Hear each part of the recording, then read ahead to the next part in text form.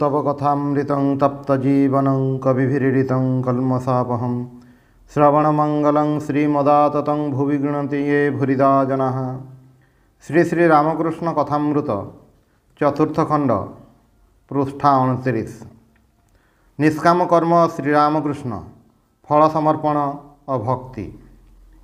Master कहउछंती अध्ययन शेष हैला एवं अनेक दिन साधन पर भवानी ठाकुर प्रफुल्ल संगरे पुणी देखा करने को आसिले। एथर निष्काम कर्मर उपदेश देवे। गीतार श्लोक कहिले तस्मात् असक्तः सततं कार्यं कर्म समाचर असक्त ही आचरण कर्म परम आपनोति पुरुषः। अनासक्तिर तीनोटी लक्षण कहिले। प्रथम इंद्रिय संयम, द्वितीय निरहंकार और तृतीय श्रीकृष्ण ठारे फल समर्पण। निरहंकार व्यतीत धर्म आचरण हुए नहीं। गीतारु पुणी गोटे श्लोक कहिले प्रकृते क्रियमाणानि गुणै कर्माणि सर्वस्वः अहंकार विमूढ़ात्मा कर्ता अहम इति मन्यते। तापरे सर्वकर्म फल श्रीकृष्ण ठारे समर्पण। पुणी गीतारु कहिले यत् करसि यदस्नासि यज्जुहसि ददासि यत् यत् तपस्यसि कौन्तेय तत्कुरुस्व मदर्पणम्। निष्काम कर्मर एही तीनोटी लक्षण कहिसंती। श्रीरामकृष्ण कहउछंती ए बेस गीतार कथा अकाट्य। तेबे आउ गोटे कथा अछि। श्रीकृष्ण ठारे फल समर्पण कथा कहिछि, श्रीकृष्ण ठारे भक्ति कथा कही नाही। तापरे धनर किपरि व्यवहार करिया को हेबो एई कथा हैला। प्रफुल्ल कहिला ए समस्त धन श्रीकृष्ण ठारे अर्पण कली। प्रफुल्ल कहउछंती जेतेबेले मु समस्त कर्म श्रीकृष्ण ठारे अर्पण कली सेतेबेले मोर ए सबु धन को मध्य श्रीकृष्ण ठारे अर्पण कली। सेतेबेले मोर ए सबु धन को मध्य श्रीकृष्ण ठारे अर्पण कली। भवानी कहउछंती सबु कौन? प्रफुल्ल कहउछंती हाँ सबु। भवानी कहउछंती तथापि कर्म अनासक्त हैला नहीं। आपणा आहार निमित्त जदि तुमको चेष्टित होवाकु हुए ताहले आसक्ति जन्मिब। अतएव तुमको हुए तो भिक्षावृत्ति करने हेब, नहेले एही धनरु देह रक्षा करने हेब। भिक्षारे मध्य आसक्ति अछि, अतएव सही धनरु निजर देह रक्षा करिब। मास्टर श्रीरामकृष्ण प्रति सहास्य कहउछंती टिकिए हिसाबी बुद्धि। श्रीरामकृष्ण कहउछंती हाँ टिकिए हिसाबी बुद्धि। जी भगवान को चाहे से एकाबेड़ के लंफ देव, देह रक्षा पाई टिकिए रहिला एपरि हिसाब करिब नाही। मास्टर कहउछंती तापरे अछि। भवानी प्रश्न कले धन नहीं श्रीकृष्ण ठारे किपरि अर्पण करिब? प्रफुल्ल कहिला श्रीकृष्ण सर्वभूतरे अछंती, अतएव सर्वभूतरे धन वितरण करिब। भवानी कहिले ठीक ठीक। पुणी गीतारु श्लोक बोलिबाकु लागी यमं पश्यति सर्वत्र सर्वं च मयि पश्यति तस्याहं न प्रणश्यामि स च मे न प्रणश्यति। सर्वभूत स्थितं यमं भजत्येकत्वम् आस्थितः सर्वथा वर्तमानोऽपि स योगी मयि वर्तते। आत्मोपम्येन सर्वत्र समं पश्यति अर्जुन सुखं वा यदि वा दुःखं स योगी परममतः। श्रीरामकृष्ण कहउछंती ए गुड़िक उत्तम भक्तर लक्षण। मास्टर पढ़िबा को लागिले सर्वभूतरे दान पाई अनेक परिश्रमर प्रयोजन। किछि बेशविन्यास किछि भोगविलास परिपाटी दरकार। भवानी ताहा ही कले। बेले बेले किछि दकानदारी दरकार।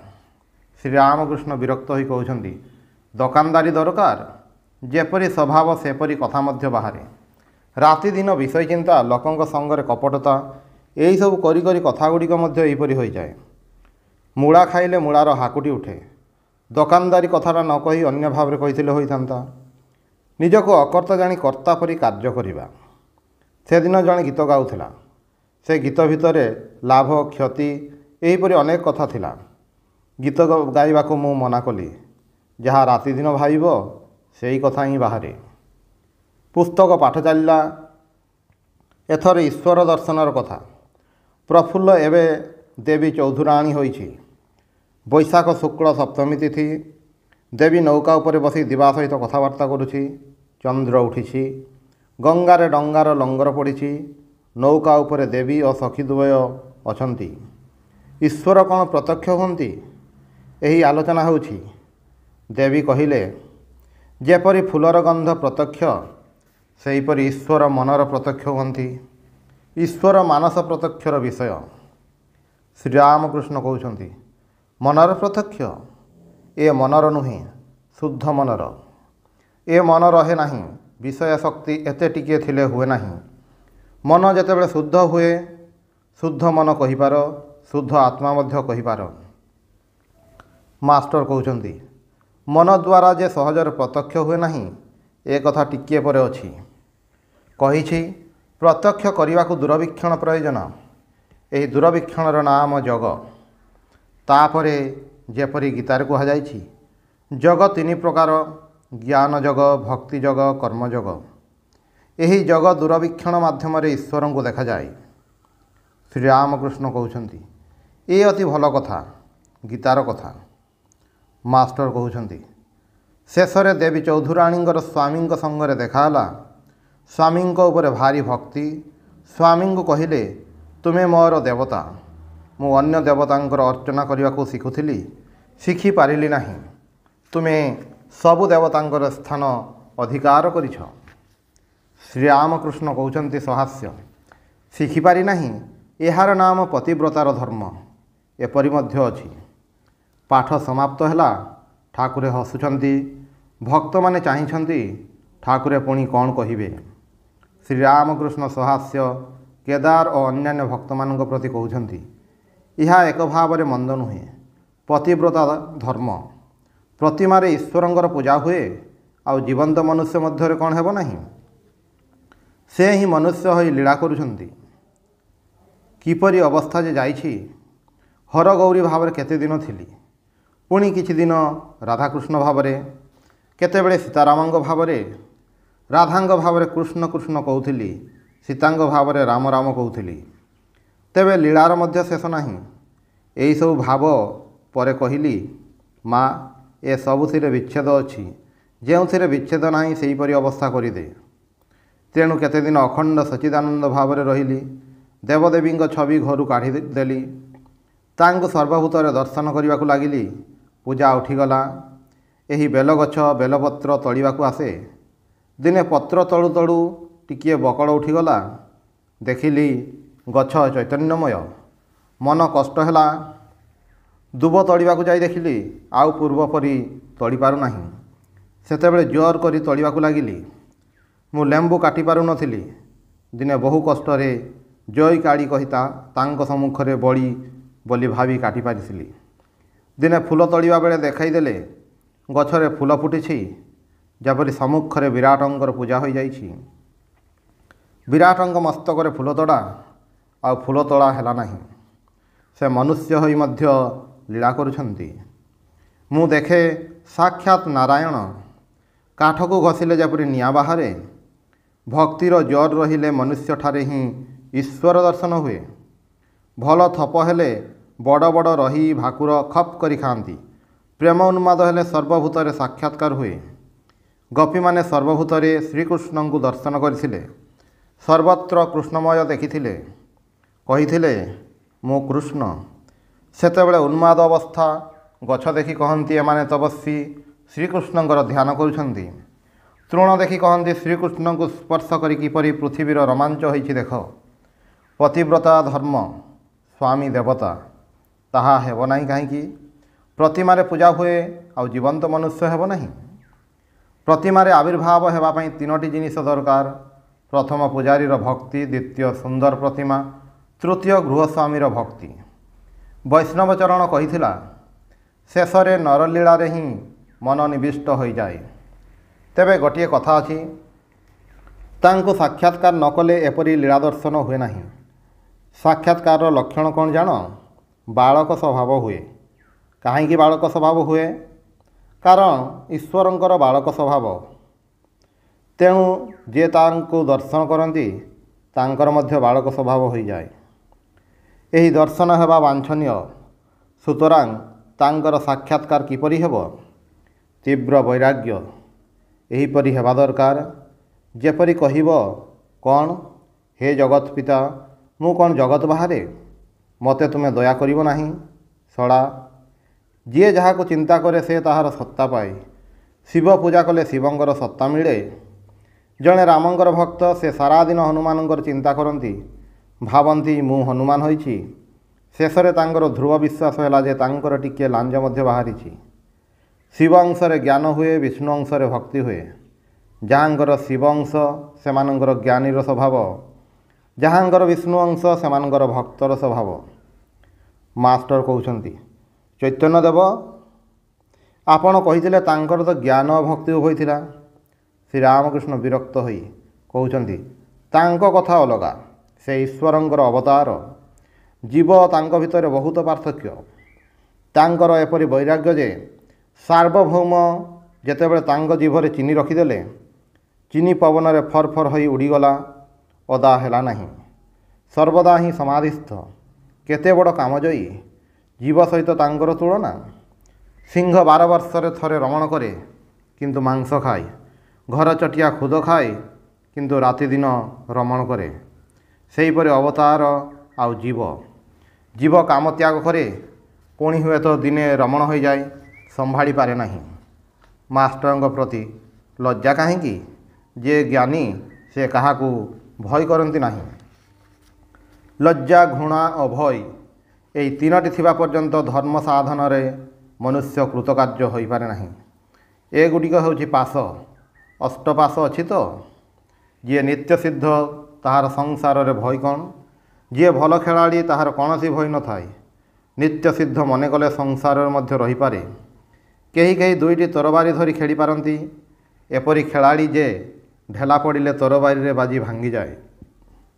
भक्त पचारुछंती आज्ञा किपरि अवस्था हेले ईश्वर को दर्शन करा जाए। श्रीरामकृष्ण कहउछंती मन को सबुआडू टाणी न आनिले कौन हुए। भागवत रे सुखदेवंकर कथा अछि। रास्ता रे जाउछंती जेपरि निशा खाई भल कौन सी आड़ को दृष्टि नहीं। एक लक्ष्य केवल भगवान ठारे दृष्टि। यार नाम जग। चातक केवल वर्षा जल पान करे। गंगा जमुना गोदावरी प्रभृति नदी जल परिपूर्ण। 7 समुद्र भरपूर तथापि से सेथिरु पीब नाही। वर्षा जल पड़िब तेबे जाई से पीब। जार एहिपरि जग होइछि ताहार ईश्वर दर्शन होई पारे। थिएटर को गले जे पर्यंत पर्दा न उठी से पर्यंत लोक माने बसी बसी बहु प्रकार गप करुछंती। घर कथा, ऑफिस कथा, स्कूल कथा यही सबू। जेतेबेले पर्दा उठी जाए संगे संगे कथबार्ता सब बंद। जो नाटक होउछि एक दृष्टि रे ताहा ही देखंती। किछि समय परे पदे अधे कथा जदि कहंती ताहा एही नाटक संबंधी कथा। माताल मद खाइबा परे केवल आनंदर कथा कहे। नित्य गोपाल सम्मुखरे उपविष्ट सर्वदा भावस्थ मुहरे कथा नाही। श्रीरामकृष्ण सहास्य कहउछंती गोपाल तू जे खाली चुप होई रहिछु। नित्य बालक परी मु जाने नाही। श्रीरामकृष्ण कहउछंती किछि कहूनाहु काहींकि। बुझिछि अपराध। ठीक कथा। जय विजय नारायणଙ୍କର द्वारी थिले। सनक सनातन आदि ऋषि मानंकु भितरकु छाड़ी नथिले। ସେହି अपराधରେ ତାଙ୍କୁ 3 ଥର ଏହି ସଂସାରରେ ଜନ୍ମଗ୍ରହଣ କରିବାକୁ ପଡ଼ିଥିଲା। ଶ୍ରୀଦାମ ଗଲକରେ ବିରଜାଙ୍କର ଦ୍ୱାରୀ ଥିଲେ। ଶ୍ରୀମତୀ କୃଷ୍ଣଙ୍କୁ ବିରଜାଙ୍କ ମନ୍ଦିରରେ ଭେଟିବାକୁ ଯାଇ ଭିତରେ ପ୍ରବେଶ କରିବାକୁ ଚାହିଁଥିଲେ। ଶ୍ରୀଦାମ ଭିତରକୁ ଛାଡ଼ିଲେ ନାହିଁ। ସେଥିପାଇଁ ଶ୍ରୀମତୀ ଅଭିଶାପ ଦେଲେ ତୁ ଯାଇ ମର୍ତ୍ତରେ ଅସୁର ହୋଇ ଜନ୍ମିବୁ। ଶ୍ରୀଦାମ ମଧ୍ୟ ଅଭିଶାପ ଦେଇଥିଲେ। ସମସ୍ତଙ୍କର ଈଷତ୍ ହସ। ଗୋଟିଏ କଥା ଅଛି ପୁଅ ଯଦି ବାପର ହାତ ଧରେ ताहले खालरे पड़िले पड़िपारे किंतु बाप जार हाथ धरी थाए ताहार भय कौन। श्रीरामंक कथा ब्रह्मवैवर्त पुराण रे अछि। केदार चटर्जी वर्तमान ढाकारे रहंती। से सरकारी काम करती। आगे कर्मस्थल कलिकता रे थिला, आजिकाली ढाकारे। से ठाकुरंकर परम भक्त। ढाकारे अनेक भक्त जुटिछंती। सेमाने तांको पाखकु सर्वदा आसंती और उपदेश ग्रहण करती। खाली हाथ में भक्त दर्शन को आसवा उचित नुहे। अनेक फल मिठा आदि आणती और केदार को निवेदन करती। କେଦାର ଅତି ବିନୀତ ଭାବରେ କହୁଛନ୍ତି, ସେମାନଙ୍କର ଜିନିଷ କ'ଣ ଖାଇବି? ଶ୍ରୀରାମକୃଷ୍ଣ କହୁଛନ୍ତି, ଯଦି ଈଶ୍ୱରଙ୍କଠାରେ ଭକ୍ତି କରିଦିଅନ୍ତି ତାହେଲେ ଦୋଷ ନାହିଁ, କାମନା ରଖିଦେଲେ ସେ ଜିନିଷ ଭଲ ନୁହେଁ। କେଦାର କହୁଛନ୍ତି, ମୁଁ ସେମାନଙ୍କୁ କହିଛି ମୁଁ ନିଶ୍ଚିନ୍ତ। କହିଛି ଯିଏ ମୋତେ କୃପା କରିଛନ୍ତି ସେ ସବୁ ଜାଣନ୍ତି। ଶ୍ରୀରାମକୃଷ୍ଣ ସହାସ୍ୟ କହୁଛନ୍ତି, ସେ କଥା ସତ। ଏଠାକୁ ସବୁ ପ୍ରକାରର ଲୋକ ଆସନ୍ତି, କାରଣ ସେମାନେ ଏଠାରେ ସବୁ ପ୍ରକାର ଭାବ ଦେଖିବାକୁ ପାଆନ୍ତି। କେଦାର କହୁଛନ୍ତି, ମୋର ନାନା ପ୍ରକାର ବିଷୟ ଜାଣିବା ଦରକାର ନାହିଁ। ଶ୍ରୀରାମକୃଷ୍ଣ ସହାସ୍ୟ କହୁଛନ୍ତି, ନାଇଁ ହେ, ସବୁଥିରୁ ଟିକିଏ ଟିକିଏ ଦରକାର। ଯଦି କେହି ତେଜରାତି ଦୋକାନ କରେ ସବୁ ପ୍ରକାର ଜିନିଷ ରଖିବାକୁ ହୁଏ, କିଛି ମସୁର ଡାଲି ମଧ୍ୟ ଦରକାର, କିଛି ତେନ୍ତୁଳି ମଧ୍ୟ, ଏହିପରି ସବୁ ରଖିବାକୁ ହୁଏ। ଯିଏ ବଜାଇବାରେ ଓସ୍ତାଦ ସେ ସବୁ ପ୍ରକାର ବାଜା କିଛି କିଛି ବଜାଇପାରେ। ଠାକୁର ଝାଉଁବଣକୁ ପୋଖରୀ ପାଣି ଗଲେ, ଜଣେ ପାଣି ଢାଳ ନେଇ ସେଠାରେ ରଖିଦେଇ ଆସିଲେ। ଭକ୍ତମାନେ ଏଣେ ତେଣେ ବୁଲୁଛନ୍ତି। କେହି କେହି ଠାକୁରଙ୍କ ଘର ଆଡ଼କୁ ଗଲେ, କେହି କେହି ପଞ୍ଚବଟିକୁ ଫେରି ଆସୁଛନ୍ତି। ଠାକୁର ସେଠାକୁ ଆସି କହିଲେ, 2-3 ଥର ପୋଖରୀ ପାଣି ଗଲି, ମଲ୍ଲିକଙ୍କ ଘରେ ଖିଆ ହୋଇଛି, ଘୋର ବିଷୟ, ପେଟ ଗରମ ହୋଇଛି। ଠାକୁରଙ୍କର ପାନ ଡବା ପଞ୍ଚବଟିର ଚାନ୍ଦିନୀରେ ବର୍ତ୍ତମାନ ମଧ୍ୟ ପଡ଼ି ରହିଛି, ଆହୁରି ଗୋଟାଏ 2ଟା ଜିନିଷ ରହିଛି। ଶ୍ରୀରାମକୃଷ୍ଣ ମାଷ୍ଟରଙ୍କୁ କହିଲେ, ପାନ ଡବା ଓ ଆଉ କ'ଣ କ'ଣ ଅଛି ଘରକୁ ନେଇ ଆସ। ଏହା କହି ଠାକୁର ଶ୍ରୀରାମକୃଷ୍ଣ ନିଜ ଘର ଆଡ଼କୁ ଆସିବାକୁ ଲାଗିଲେ। ଭକ୍ତମାନେ ପଛେ ପଛେ ଆସୁଛନ୍ତି, କାହା ହାତରେ ପାନ ଡବା, କାହା ହାତରେ ଢାଳ ଇତ୍ୟାଦି। ଠାକୁର ମଧ୍ୟାହ୍ନ ପରେ ଟିକିଏ ବିଶ୍ରାମ କରିଛନ୍ତି। 2-4 ଜଣ ଭକ୍ତ ଆସିକି ବସିଲେ। ଠାକୁର ଛୋଟ ଖଟଟିରେ ଗୋଟିଏ ଛୋଟ ତକିଆରେ ଭରା ଦେଇ ବସିଛନ୍ତି। ଜଣେ ଭକ୍ତ ପଚାରିଲେ, ମହାଶୟ, ଜ୍ଞାନ ଦ୍ୱାରା କ'ଣ ଈଶ୍ୱରଙ୍କର ଗୁଣ ଜଣାଯାଏ?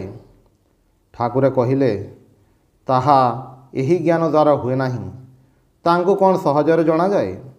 ସାଧନା କରିବାକୁ ହୁଏ, ଆଉ ଯେକୌଣସି ଗୋଟିଏ ଭାବ ଆଶ୍ରୟ କରିବାକୁ ହୁଏ।